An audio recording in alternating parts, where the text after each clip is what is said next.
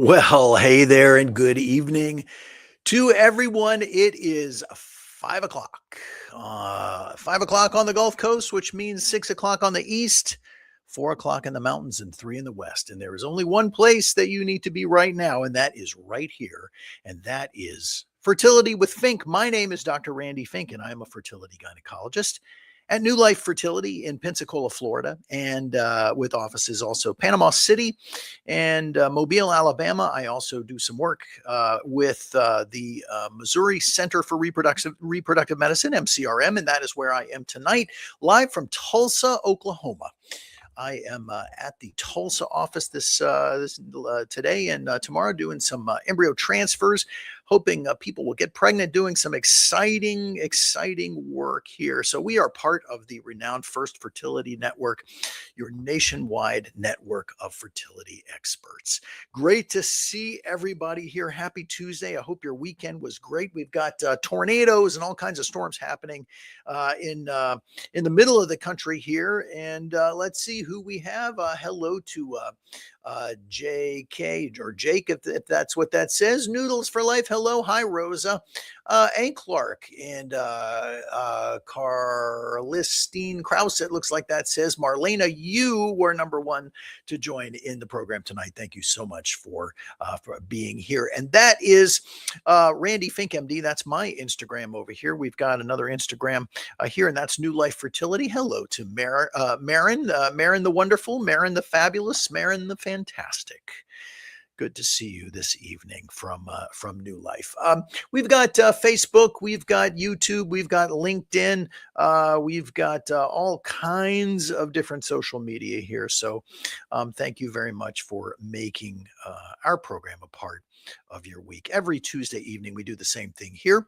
Come together to talk about all those things that have to do with getting pregnant, staying pregnant, making families, and all things that are women's health. So if you have questions, please feel free, ask away, and I am happy to answer for you here. One question that I had a little earlier was, well, all right, so there you are in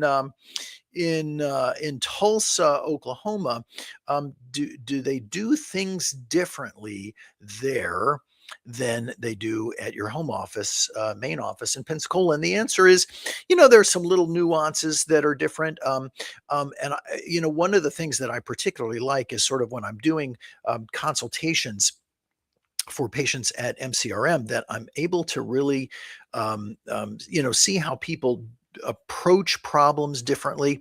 And sometimes it's really beneficial for me to be able to look at a problem sort of from the outside, to see it with a different set of eyes, or at least a different perspective from the way they normally do. And that really just, it kind of keeps things interesting. It helps patients to get to their ultimate goals of having a family. Really that's what we do here. And that's what we love. A special hello to the Bama gal. That is my beautiful mother, who probably sitting alongside her is my beautiful father in Mobile, Alabama. Thank you for being here as every Tuesday. Hi to Tracy in South Florida.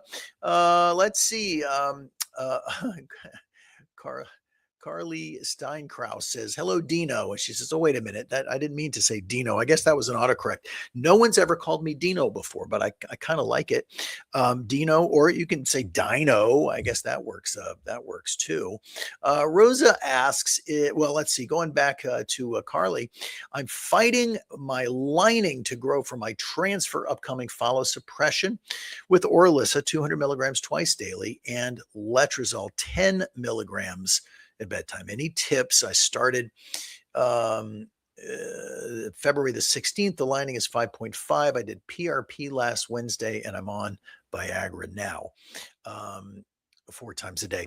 My guess is that it is going to do what it's supposed to do. I'm pretty confident that it will. and it sometimes just takes a little time. So, what she's asking about is that she was on suppression for endometriosis, right? And so we know that when endometriosis is present, or particularly the BCL6 marker in the uterine lining, it means that it creates an environment that opposes your own progesterone. And that's the most important hormone of the pregnancy, right? So, if you've got something that's working against your progesterone, then well, that's a problem. So, what do we do with that? We turn down the volume knob on that hormone, on that marker. We turn down the hormone volume knob for 60 days in order to basically shut it down, and that results in returning really all the way back to kind of normal activity of the endometrium. But when you have been on such suppression, and you were on a pretty high dose of letrozole there, along with the Orilissa, it tends to really turn things off. It can just take a little bit of time for it to start to come back, but it almost certainly will. One other thought is that there is a form of injectable estrogen that's called del estrogen, and usually you take a shot every other day. And a lot of times when transdermal estrogen, a patch or a pill through the skin, when it's not doing it, sometimes the estrogen will definitely do it. Now, if you find, and the PRP is also really a great answer there. If you find that the PRP and these other methods are not cutting it, there's no harm to saying, you know what, I'm going to take a little bit of a break.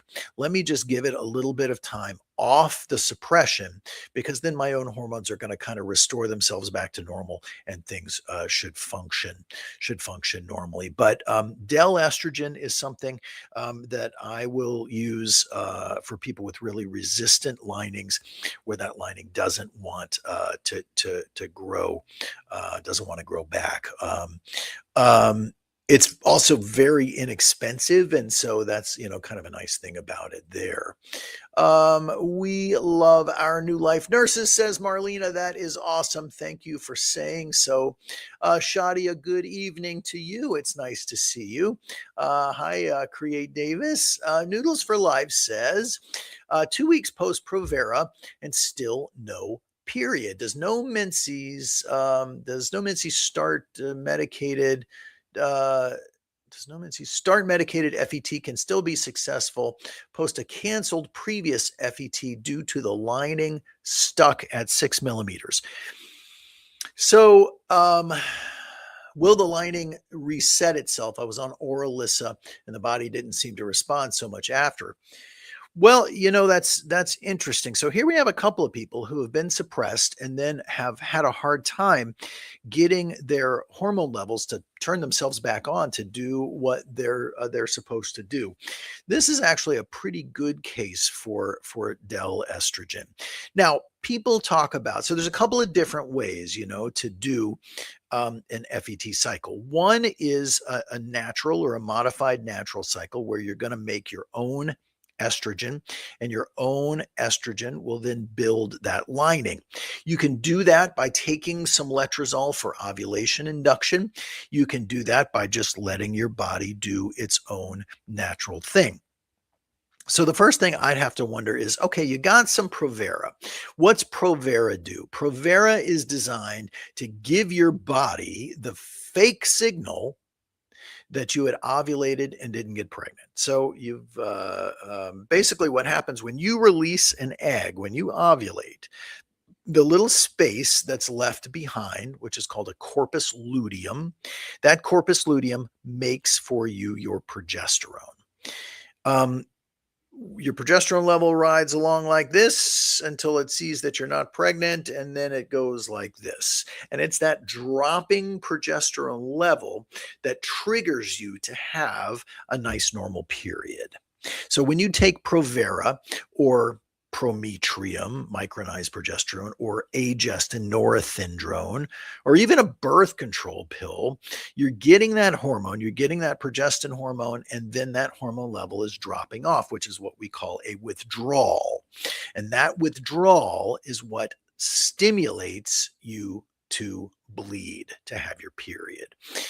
Um, the fact that you got some Provera and didn't bleed their noodles makes me wonder, did you have sufficient lining there, really to slough off anyway? Sometimes I think that the best thing that you can do in this situation where you're doing this incredible clawing your way uphill after suppression to try to get a lining back is to say, well, you know what, that suppression probably really lasts you for 6 months or so. I think some of that may have to depend on like body mass index, but 3 to 6 months. So certainly if you stopped with your suppression, um, um, and you're not growing the lining back and you're on medications and it's still not working, I have a little problem saying, you know what, again, let's just take a little break. Let's just see what's going to happen in a natural cycle. Or can we get you to ovulate? Can I give you some letrozole, which is going to make your own estrogen, which is probably going to make your own lining? No problem in just taking a couple of weeks off and letting your body live without the suppression and without the extra hormones. And that may just cause things to reset. I have never seen a situation, and I want you to hear this. I have never seen a situation where someone was on suppressive medication and then stopped the suppression, but ended up not able to grow a lining or not getting a period. In other words, your worry, I think, is that you're on suppression and you stop the suppression, but you stay suppressed. Not going to happen. I feel very confident about that. You'll grow your lining back. You're just having to jump through some hoops. So sometimes a little bit of a pause, even a couple of weeks, may be enough to get you rebooted there. Hi, Claudine for Navy. I like it. Sarah, good evening to you. The Styles family. Hi, how are you guys tonight? Nice to see you. A. Clark says, I'll be graduating in a few weeks and I'm so nervous to stop the progesterone injections. I have a subchorionic hemorrhage that bleeds on and off. Is there any benefit for me to advocate for extra time? And the answer is no.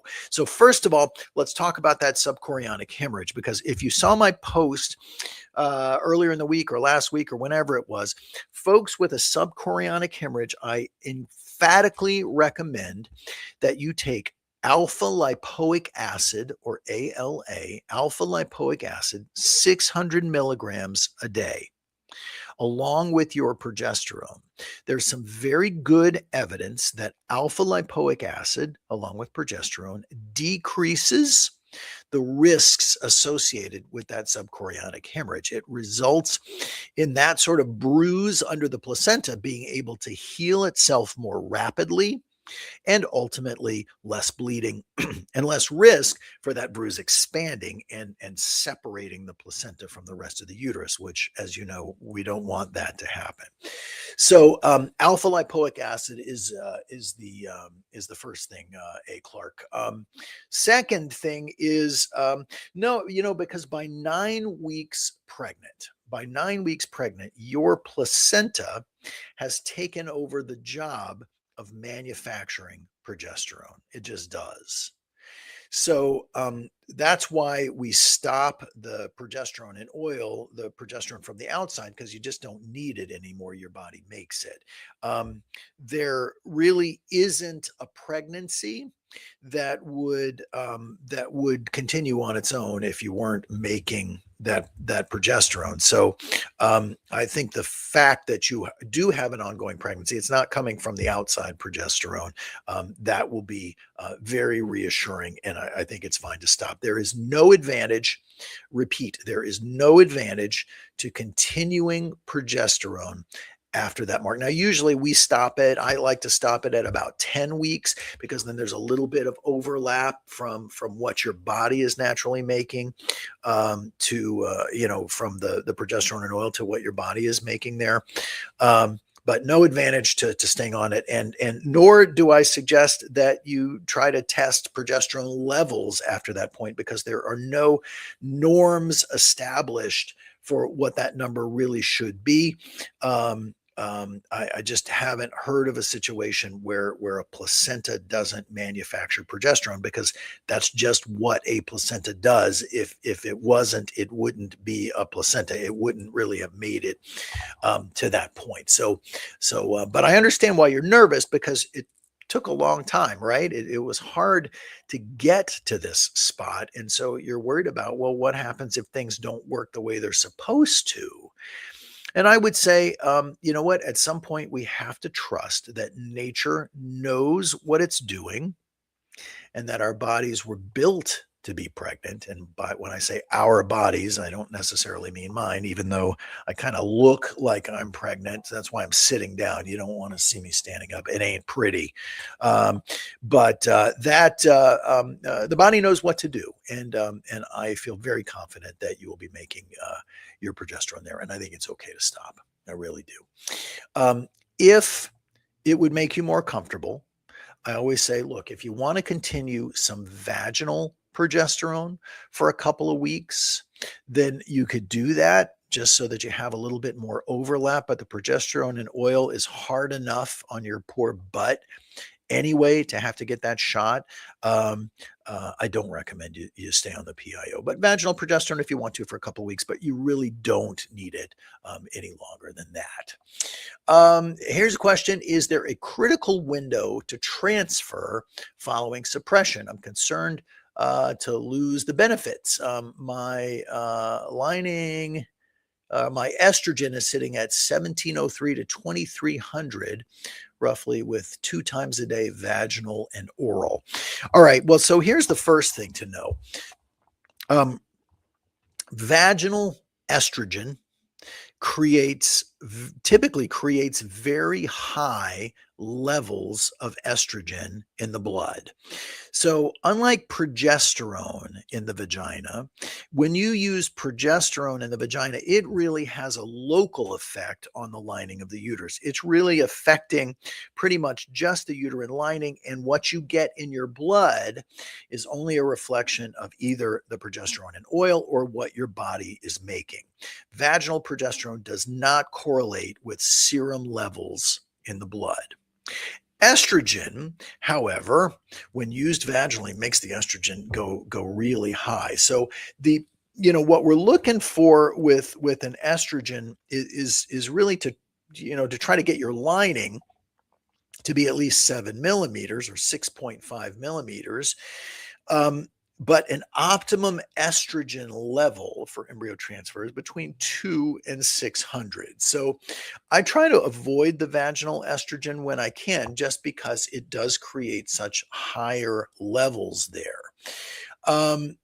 Is there a critical window to transfer after suppression? Well, that suppression, we know that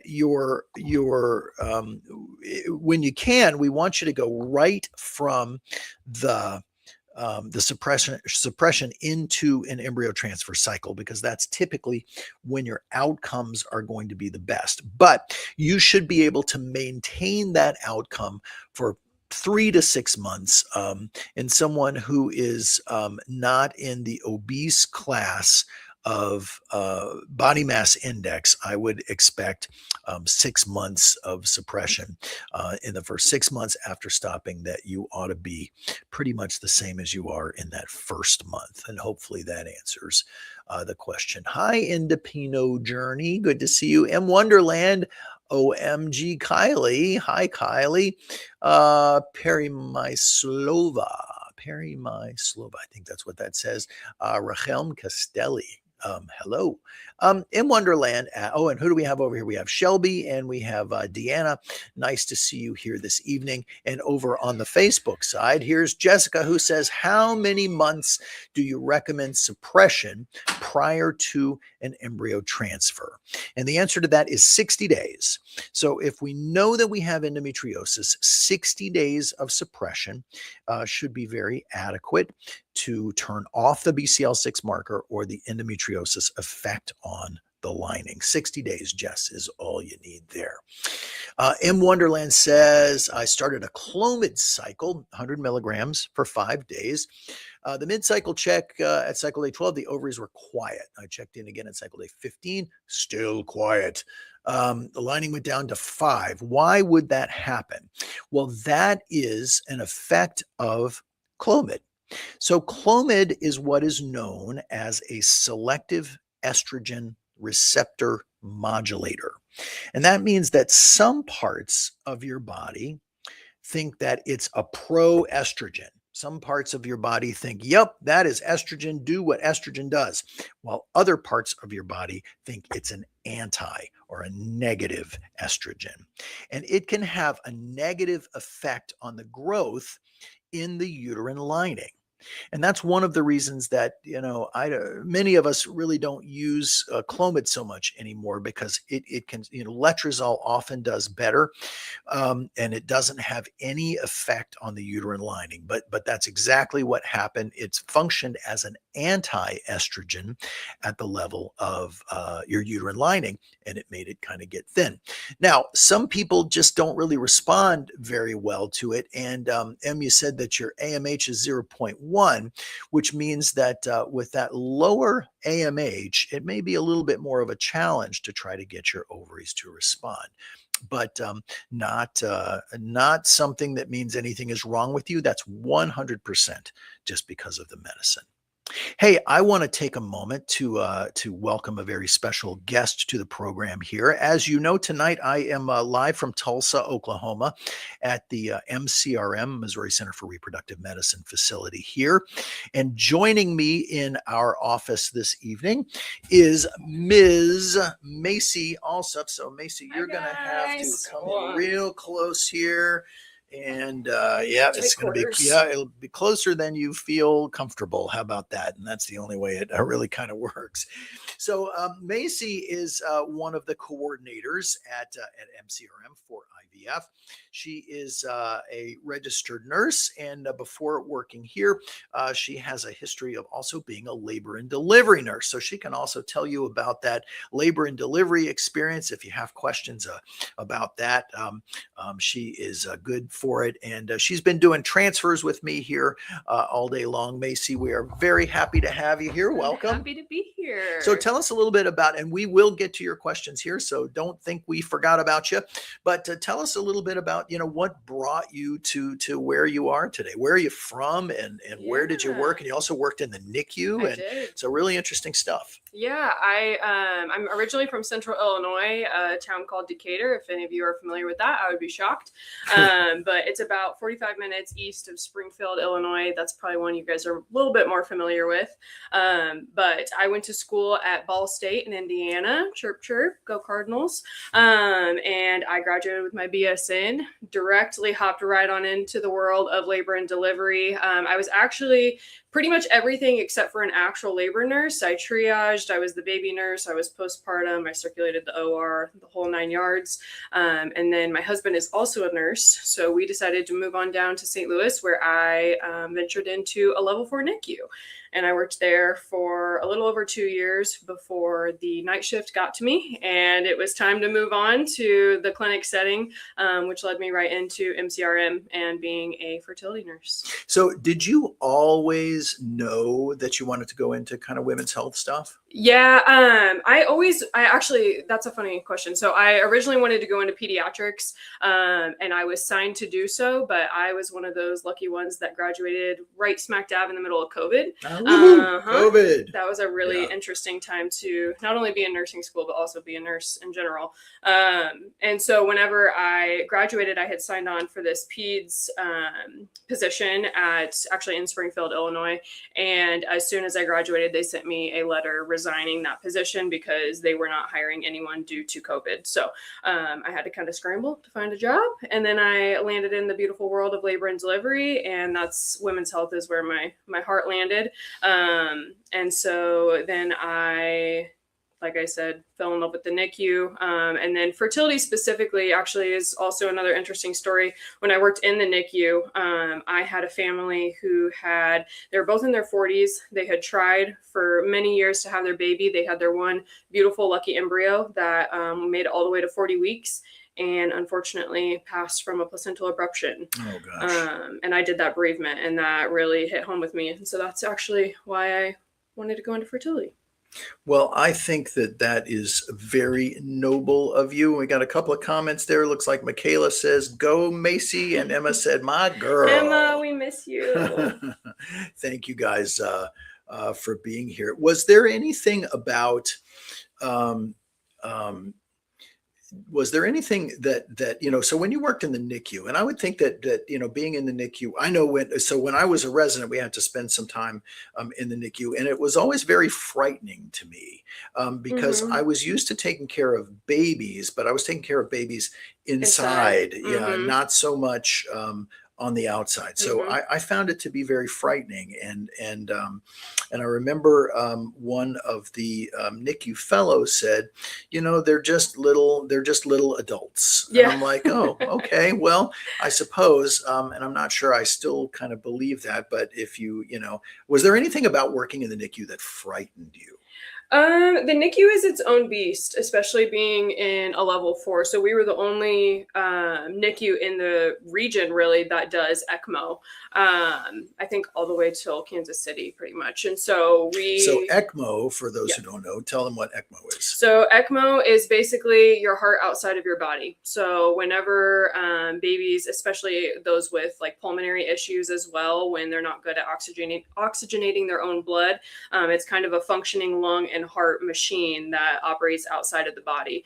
So they do what they call a cannulation and run the blood. It's a big, scary machine. It's very alarming for parents in the NICU, and it is a tough machine to run. The nurses that do that position are very skilled, very knowledgeable humans, and I have the utmost respect for those ECMO nurses. But yeah, I was on one of the specialized towers, so we had pretty much the highest acuity in my tower. So right out the bat, I got all of the really sick babies, and it's overwhelming. It is scary, but I think the NICU is also a really great place for nurses who have a passion for not only kids but also women's health, because in the NICU you also have the moms there, so you're teaching them how to breastfeed. You're also going through all the postpartum with them. So it was a really good stepping stone, I felt like, between L&D and fertility, because it was a little bit of both, actually. Yeah, yeah. One of the biggest problems that babies in the NICU, or premature babies, I guess I really should say, have is that they haven't yet really learned how to breathe on the Mm-hmm. outside. So, when your baby's on the inside, if we look with the ultrasound past a certain point, we see actually breathing movement. And that's part of what's known as a biophysical profile. It's one of the tests that we can do with an ultrasound. And it's a sign of, it's a reassuring sign to see that breathing movement, but they're not actually breathing on the inside, but because the oxygen is coming through the umbilical cord, it's coming through the blood.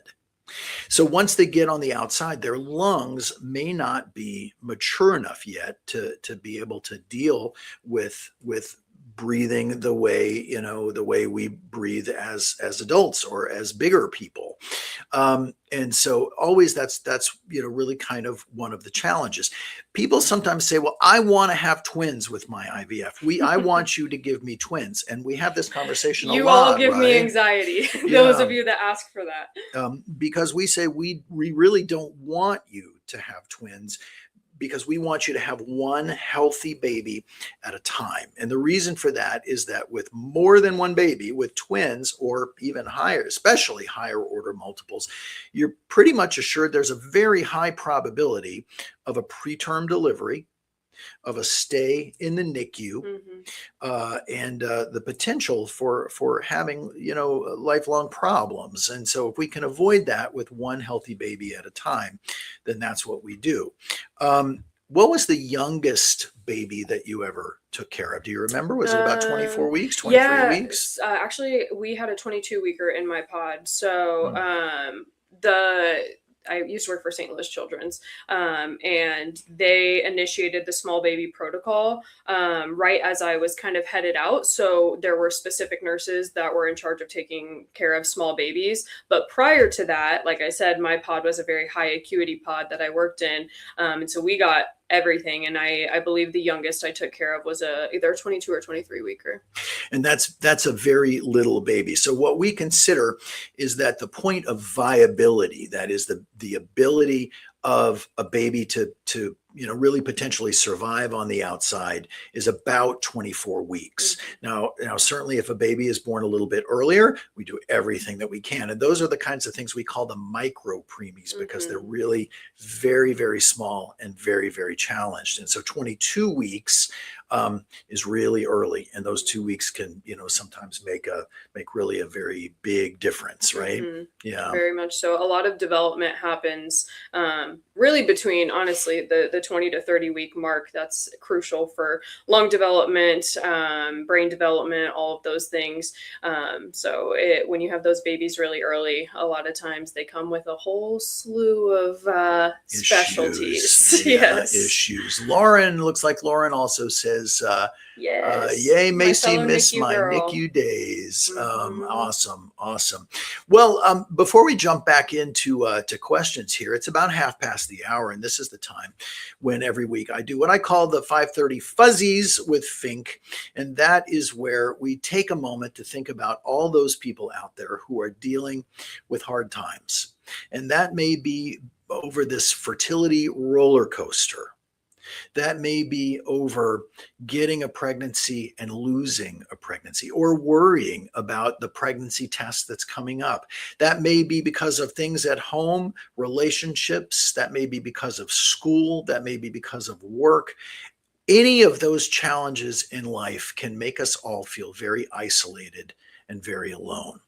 And so at this moment, I like us all to be able to stand together as one community and really send out the good vibes to everybody at this particular time, who needs to know that they are not alone. No matter how isolated or alone you feel, we're here with you. In fact, I always say this particular group of folks who watch this broadcast would give the shirts off their back to other people who are in need, who are going through many of the same things that we've all gone through. So let us just break the internet with kindness right now and really send out all the good vibes from all of us to anyone out there tonight who needs it. You're not alone, and tomorrow is indeed a new day. And as I close the show with, it's a new day full of all new adventures. So that, my friends, is the Fuzzies with Fink. Let's send out those good vibes. Everybody who needs it, break the internet with kindness, if you don't mind. So thank you. Okay, so let's see. Looks like Deanna over here says, oh gosh, let's see. We conceived through IVF and had our beautiful daughter. When can we do another transfer? The other question is, I have endometriosis and my partner has male factor. He has since started anxiety medication. Will that make things worse?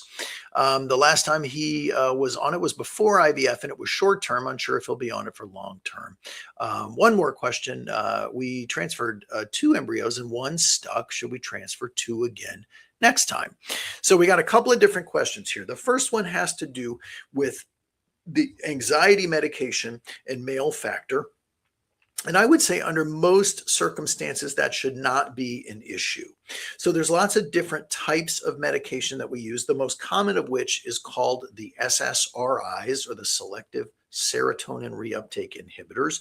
And those medicines are really pretty well studied and shouldn't really have any significant effect on sperm or on fertility. Even women who are on that medication, one of the most commonly prescribed classes of medication, I would much rather see you on that medication in pregnancy than be off of it and feel terrible and be at risk. So I think it's much better really to be on it. As far as how many embryos to transfer, so we typically follow the guidelines of the American Society for Reproductive Medicine. And so that asks some questions like, what type of embryos do we have? Is it a tested embryo or an untested embryo? And how old are you? As well as how many transfers have you had before? So all these things kind of factor in. But if you transferred two previously, I would say there's probably little downside to you transferring to this time, just kind of my gestalt of things there.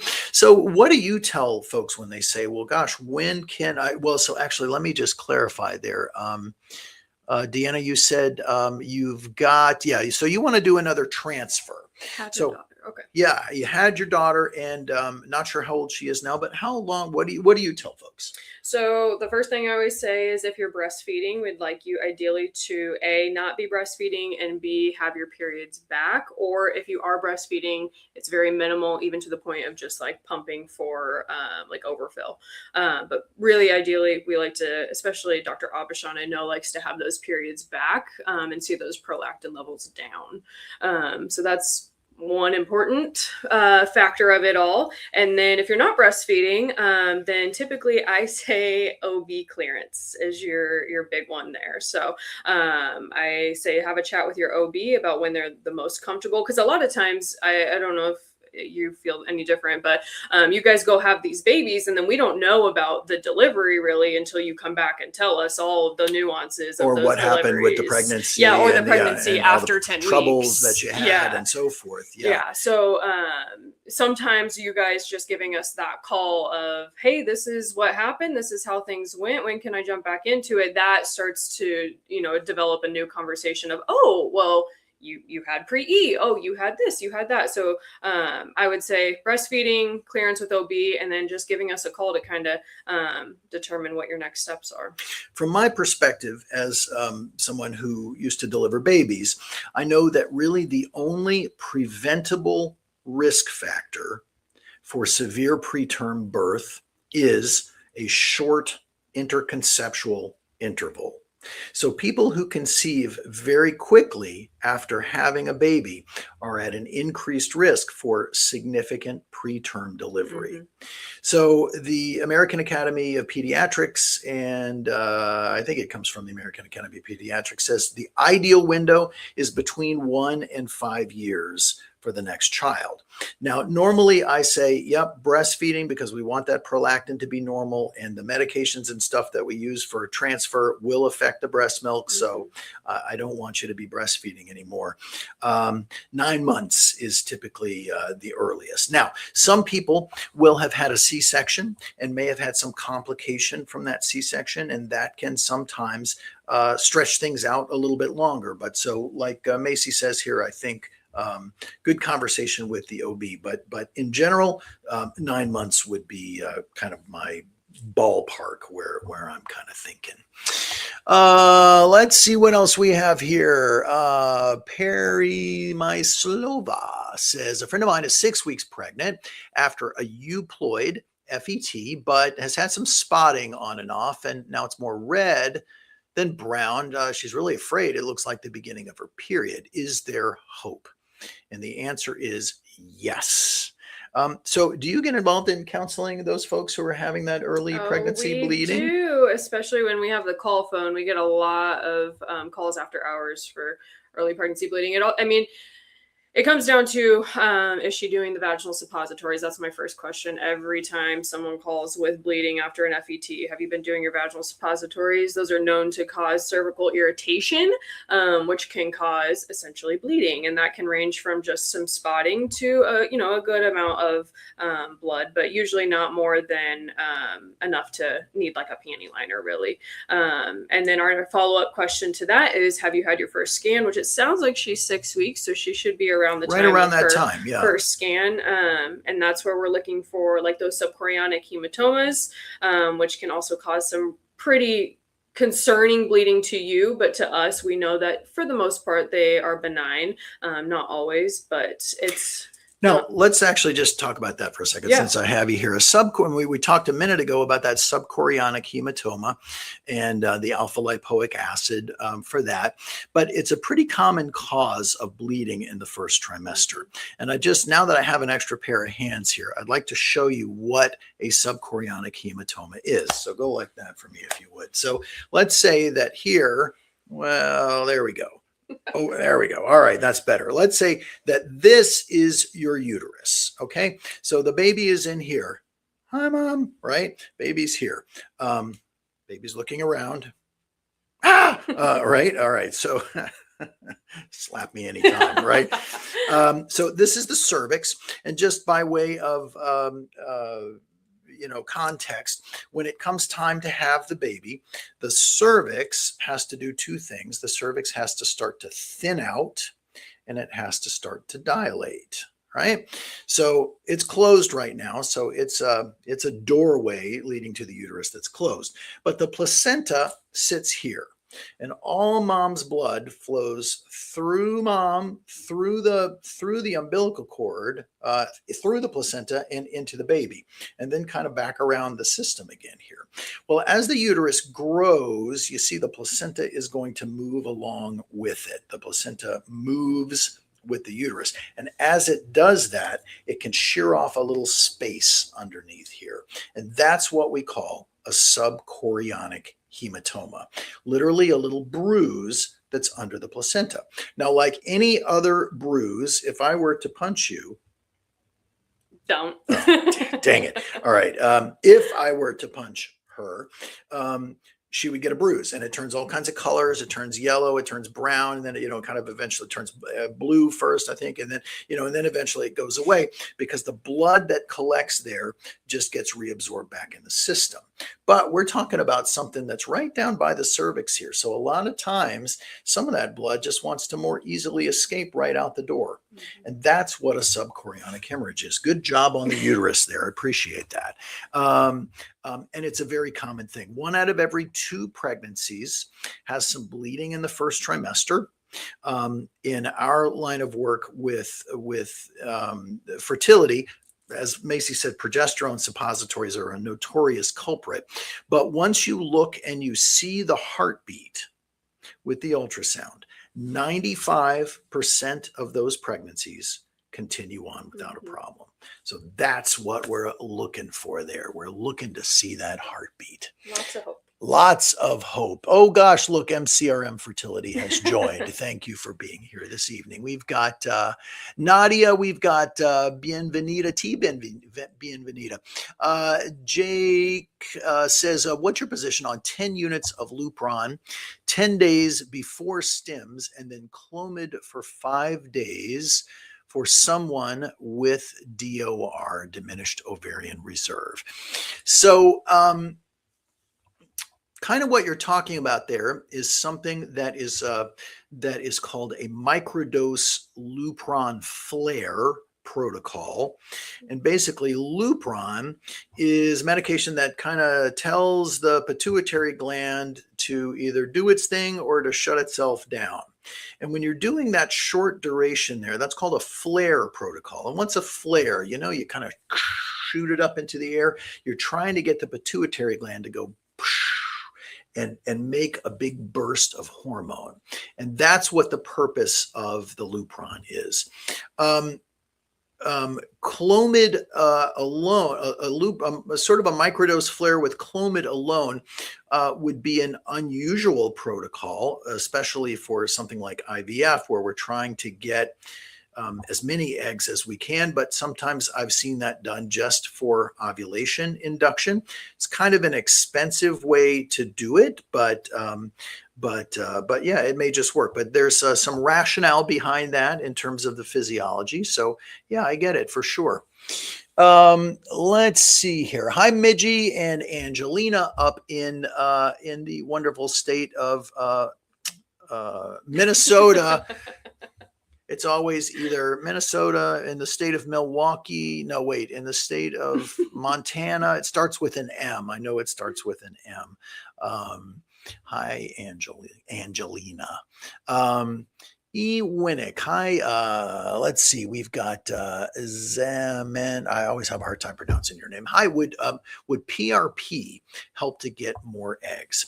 So ovarian PRP is something that is considered experimental.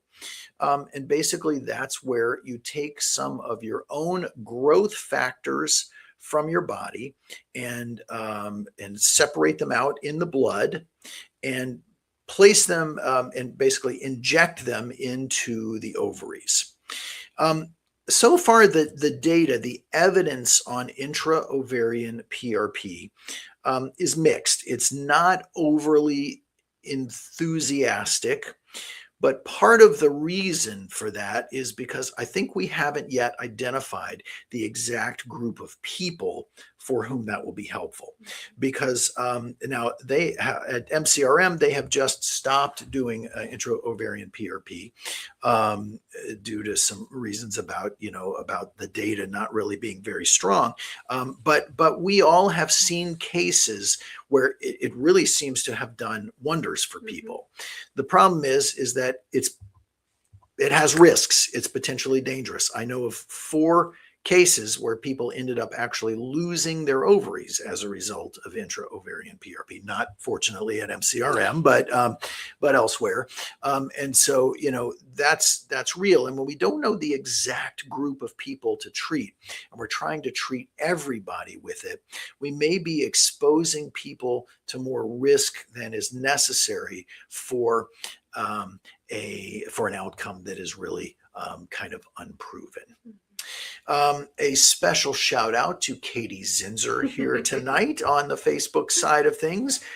Katie is a high fashion model, and why are you laughing at that? Why do you think that's funny? I believe, yes, yeah. You're so right. That's right. And if you don't believe it, I've got the pictures to show you, and I will. And I will. Katie, thank you for joining us tonight. We've got Adge, and let's see, Angelina said, my husband lived in Jacksonville. Oh, that's right. And I still have family in Springfield. I forgot about that. How about that? See, it's a small world. It is a small world. Hello, Aaron from Amazon. Nice to see you tonight. And Zenaida, good afternoon in sunny South Florida. Let's see. Liz is with us. Logan is here. And let's see what happened. There we go. Let's see. Marlena says, Plaquenil and prednisone is just for transfer, not retrieval, right? Well, so there are some protocols that use why it's doing some strange stuff there. So you're shaking your head no. Not for, the Plaquenil we don't use typically in egg retrieval, but prednisone sometimes. Sometimes you'll use prednisone or dexamethasone in egg retrieval, but typically Plaquenil and prednisone are a combination that are used for people who have a positive ANA before egg retrieval. Yep. So you are exactly right there. Plaquenil, I wouldn't think would really do very much for I see what I did. I bet you I did that. I did. How do I don't even know how to undo it now. I accidentally gave us some kind of filter, but whatever. I guess we needed it. I guess it doesn't make me look more beautiful though. So I don't know what's happening here. And that's kind of the reason behind Plaquenil. Now, there is another medication that's called low dose naltrexone or LDN. Low dose naltrexone, I used to think of as something that was really predominantly better for embryo transfer rather than egg retrieval. But there's some pretty good evidence that it does help with egg quality as well. So I am using it more and more and feeling very comfortable with that for folks to help with egg quality. A Clark says, I started the ALA, that's the alpha lipoic acid, a couple of weeks ago, and the subchorionic hemorrhage has gone down to half of what it was. Yeah, that's excellent. How long do I take the ALA the whole pregnancy? No, I don't think so. I think that you are fine to really just take it until the hemorrhage is gone, which in most cases is going to be after about 12 weeks. In some cases, it can last through 16 weeks or so, but usually you see that as being gone. Angela Sack, good evening to you, my friend. Z asked, can the embryologist select X or Y before injecting them into the egg? It's a common question. I wish. I wish. It would make my job a little bit easier. Yeah, it would be sometimes. nice if we could select gender before we even make an embryo. But unfortunately, the way that works is that the embryos are made and then the gender of the embryo is identified. The selection portion has to do with deciding which embryo you're going to transfer. But yeah, wish you could do Maybe that. one day. We'll see. What do you think is the most common question you get? Well, let's say after hours. What's the most common question? Like call phone? Yeah, if you're managing on call and people end up with either a med question or a worry or something they're not sure of, what's the most common theme you hear there? Honestly, most common is bleeding in early pregnancy. I would say really it's the patients in between that transfer to first OB timeline. I feel like that's when they're most alert of all of the changes in their body. So we'll get a lot of questions about any sort of spotting or cramping or anything associated with that. That is probably, at least it used to be, our number one call phone call. I would say IVF related, so more retrieval geared. It would probably be in relation to medication questions. One we get a lot is, I don't know if your clinic does this, but for the Menopur, we only use 1 mil to dilute instead of 2 mils because the medication burns. So we would much rather you do 1 mil of a burning medication than 2 mils of a burning medication. But people get so confused by the dilution of that. So we get calls about that a lot. So what are your tricks and tidbits for tricks and tips for one? How do you keep make Menopur not burn? So you change the dilution. Anything else? Ice beforehand. We have been told by our patients, I don't know if this is actually true, you guys could speak to this, but by pushing slower, pushing the medication slowly, it's supposed to help prevent the burn as well. Those are really the 3 that I have. Do you guys have any others? How about progesterone shots? How to mitigate the pain in the in the butt? Warming up your PIO beforehand makes a big difference because that's a very thick oil that you are injecting into your muscle, and so it tends to dissolve and disperse much more happily for you. So warming it up. Do you warm it up in your hands? Yeah, we always say, actually funny, we always say in our hands, or Amanda loves to say between the breasts is a good way to warm it up. Oh, really? Yeah. That's actually, that's a really neat trick. I'm not sure it works for me. It wouldn't work for you. Well, I mean, you haven't, we don't know. I'm wearing a good baggy shirt, so you wouldn't know, but that's actually a really good tidbit there. Yeah. Do you typically recommend folks use ice or heat after a PIO shot? Ice before, heat after is my recommendation typically. So ice to numb the area. You can use a lidocaine spray or cream. I actually had a patient ask me about that today. It does go a little bit deeper than just those sub-Q injections. So, lidocaine injection would be probably more preferred, but that's not something that we readily have on hand or available to provide. And not only that, lidocaine injections burn really it would bad be more themselves. It would be more of a pain to do that. But yeah, a spray on the skin, I think that's actually probably a pretty good solution there as well.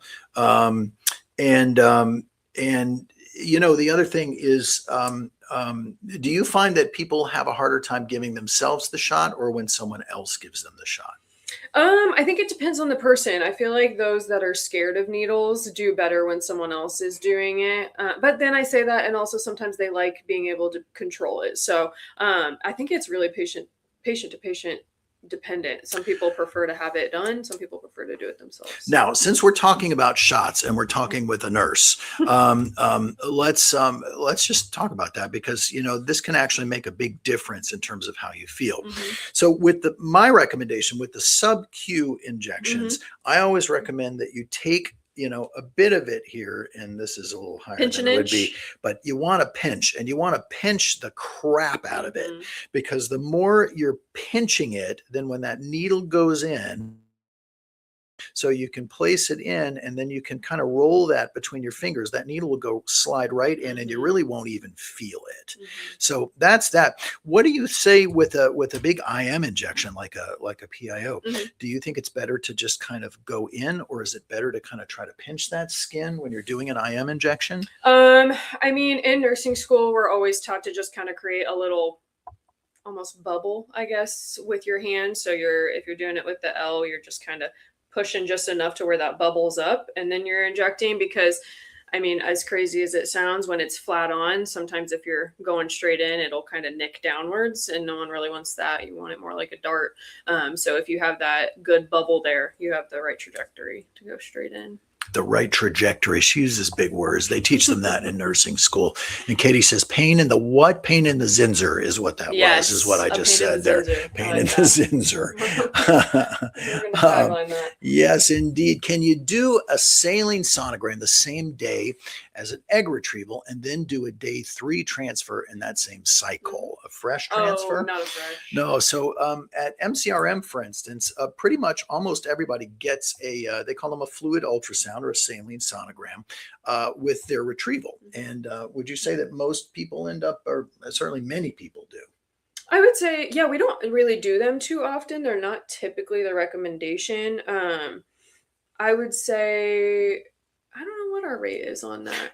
My rate is like probably about 50 to 75. All right. Yeah, it just seems like a lot. So you can definitely do it at the time of an egg retrieval, but I would not do a fresh transfer after doing that, because really you want that endometrium to be untouched. You don't want anything to mess with it. You don't want it disturbed in any way. So traditionally, if you're going to be having a fresh transfer, absolutely nothing goes inside the uterus. Now, sometimes, in fact, to do an egg retrieval, you have to go through the uterus in order to get to the ovary. And if that's the case too, the classic wisdom is don't do a fresh transfer. Would you recommend a PRP with an AMH of 0.12? Again, the PRP, the problem is we don't exactly know who the best person is for it. So an AMH tells us that you have a lower ovarian reserve, which means that there are going to be fewer eggs in the ovaries. Whereas I think the PRP, and the PRP is not going to make more eggs appear there. You're born with all the eggs you'll ever have, right? So what it potentially can do is to try to improve the egg quality. So you may have a lower AMH, but with perfectly good, acceptable, normal egg quality, in which case PRP isn't really going to do anything for you. So I think, again, that goes back to, well, exactly who is it best for?